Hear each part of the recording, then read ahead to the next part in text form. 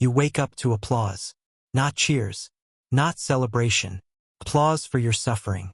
Hundreds of strangers stand beneath your apartment window, staring up at you while giant digital screens flash your new social score. Likability, 98%. Rank, bottom tier. And then the system announces your punishment. Citizen 4421 has failed to generate public hostility. Relocation to Labor District begins in 30 minutes. That's when you realize the horrifying truth about this city. The more people hate you, the more power you gain. You grew up believing kindness mattered. You followed rules, helped neighbors, avoided conflict. That made you dangerous. Because in this city, peaceful people are considered useless. The entire social hierarchy is built around one principle. Hatred equals influence. The government claims hatred proves importance. If people despise you, it means your existence affects society. If nobody hates you, you're irrelevant. And irrelevant people are disposable. You watch workers drag another smiling man from his apartment building. Nobody protests. Nobody even looks guilty. They just keep staring at the massive ranking towers in the center of the city. Black skyscrapers displaying the faces of society's most hated citizens. The elites, the untouchables, the monsters everyone secretly fears. You're transferred to the labor district, the underground level. Concrete walls, narrow sleeping pods, no sunlight. A giant screen hangs above hundreds of exhausted workers. It updates every hour. Not productivity, not performance. Hatred. The screen tracks how many citizens actively dislike you. People here do desperate things to survive. Arguments are staged. Friendships are sabotaged. False rumors spread constantly. One woman spits on another just to gain 3%. A man destroys his own coworker's food supply for public attention. You ask why nobody refuses to participate. An older worker laughs. Then he points upward. You think the upper ranks are rich because they're evil? He shakes his head. No, they became evil because being loved is a death sentence. That night, you see your first execution. Not by violence, by forgiveness. A prisoner publicly apologizes to the city after years of manipulation and cruelty. People begin sympathizing with him. His hatred rating drops. Within seconds, security drones descend from the ceiling. The screen flashes. Social value lost. The drones shoot him dead in front of everyone. And the workers keep eating dinner. You survive 3 months underground. Then you make your first mistake. Or maybe your first smart decision. A food riot breaks out after supplies are reduced again. A child gets trapped beneath the crowd. Nobody helps. Helping people makes you respected. Respected people lose rank. You freeze. Everyone watches. The child screams for help. And for the first time in your life, you choose yourself. You walk away. The next morning, your hatred score rises by 11%. People online call you a coward, a monster, a selfish animal. You feel sick reading the comments. But then your apartment changes. Your sleeping pod becomes a private room. You receive extra food, hot water, real blankets. That's when the system teaches you its most important lesson. Morality is expensive. Cruelty pays better. Months pass. You adapt. Everybody does eventually. You learn how to manipulate perception, how to say cruel things publicly, how to humiliate people strategically, how to create outrage without crossing legal limits. The city rewards performance hatred, not random violence.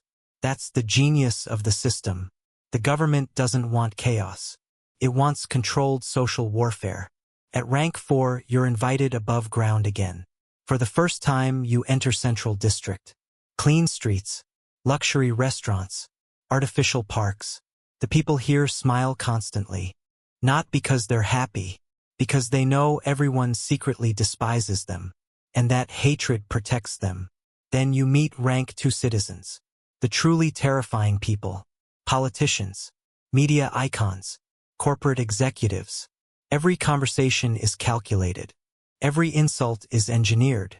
Every public scandal is intentional. One executive explains it casually during dinner. If the public stops hating us, he says, they stop needing us. You finally understand. The city isn't broken. Hatred became the economy itself. Then you receive the invitation. Rank 1 evaluation. Only 12 citizens qualify each year. Nobody refuses, because Rank 1 citizens control everything. Food distribution, housing access, medical priority, law enforcement.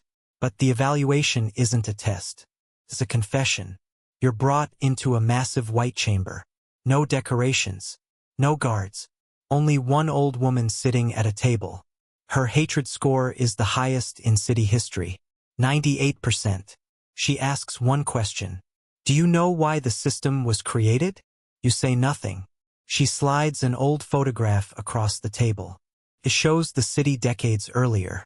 People smiling, helping each other, protesting together, equal, peaceful. Then she shows the second photo. War, famine, mass executions, bodies in the streets. The old world collapsed because people valued being loved more than being necessary. She leans forward. So we rebuilt society around fear. You ask whether the system actually works. She smiles. Look outside. Crime is low.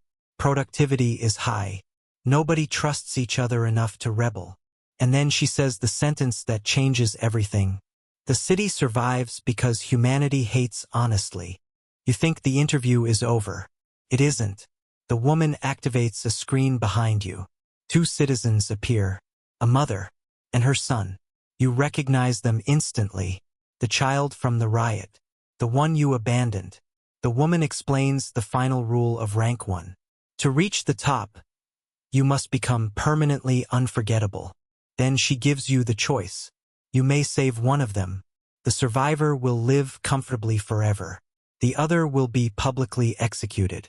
Broadcast citywide. Your decision will generate enormous hatred. Enough to make you Rank 1. But there's one final condition. The victims will know you chose. You try refusing. The woman laughs softly. Refusal generates sympathy. Sympathy lowers your score. And suddenly you realize the trap. The system doesn't reward evil. It rewards visible evil. You stare at the screen. The mother holds her son tightly. The boy recognizes you. Even now, he still looks hopeful. That somehow destroys you more than hatred ever could.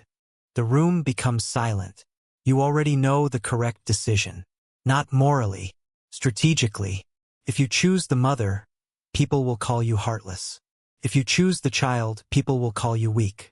The hatred algorithms will calculate everything instantly.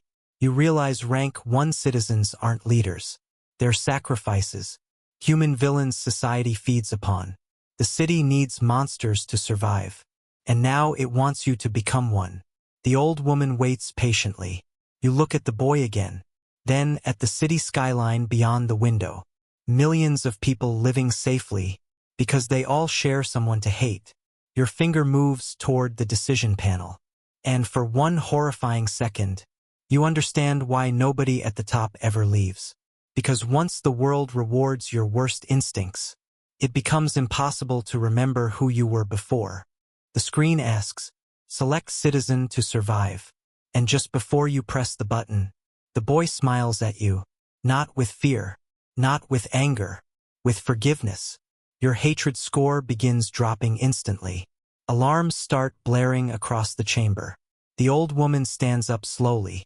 And for the first time all night, she looks afraid. Cut to black.